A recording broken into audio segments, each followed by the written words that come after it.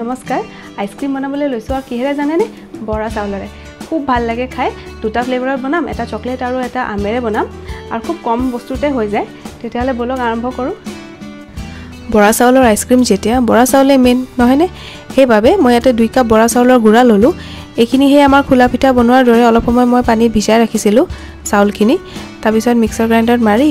গুড়া কৰি ললো তাৰ পিছত এখন চালনীত মই ভালকে চালি ললো গুটেখিনি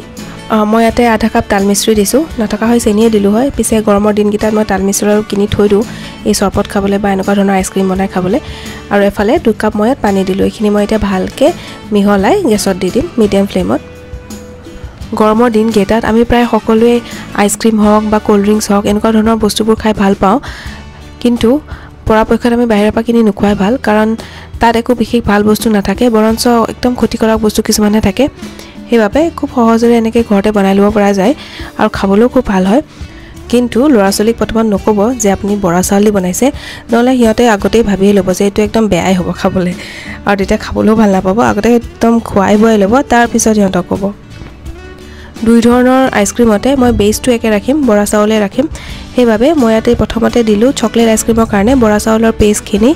অলপ কনডেন্স মিল্ক আৰু অলপ কোকো পাউডাৰ মই ইয়াতে মিক্সাৰ গ্ৰাইণ্ডাৰ দি গুটেখিনি এটা একদম ভালকে পেষ্ট বনাই লম তেতিয়া আমি যিখিনি ইয়াতে চেনি ইউজ কৰিলো ফেটস ইউজ কৰিলো সেইখিনি ভালকে মিলি পেলাই এটা ক্ৰিমি টেক্সচাৰ এটা দিব আৰু ইয়াতে মই বাটি এটা এখিনি ট্ৰান্সফাৰ কৰি অলপ মই চকলেটৰ টুকুৰা ব্যৱহাৰ কৰিছো এখিনি দিলে খাবলৈ ভাল হয় আৰু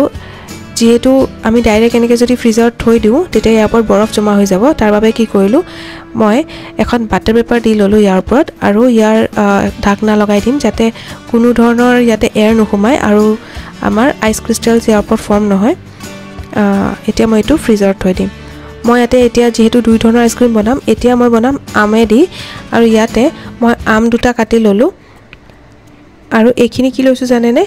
ফ্ৰেশ নাৰিকল এটা কাটি এখিনি মই মিক্সাৰ গ্ৰাইণ্ডাৰত একদম ভাল পেষ্ট এটা বনাই ললো মই হিটাখিনি পেলাই দিয়া নাই আৰু আমখিনি লগতে এই মাত্ৰ কৰি থোৱা নাৰিকলৰ পেষ্টখিনি এফালে আমি বৰা চাউলৰ পেষ্ট আৰু দিলো কনডেন্স মিল্ক গুটেখিনি একদম এটা ফাইন পেষ্ট বনাই লম আৰু কন্টেইনাৰ এটা তেনেকে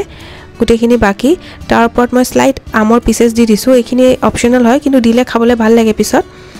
এখিনি মই টুকুৰা টুকুৰিকে কাটি ইয়াৰ ওপৰত দি দিম আৰু মই ইয়াৰ ওপৰত দি দিছো অলপ কাজু এখিনি একেবাৰে অপচনেল হয় নিদিলেও কথা নাই কিন্তু দিলে খাবলৈ ভাল লাগে আৰু এখিনি হেই ঠিক তেনে ধৰণে ঢাকি পেলাই মই ফ্ৰিজত থৈ দিলো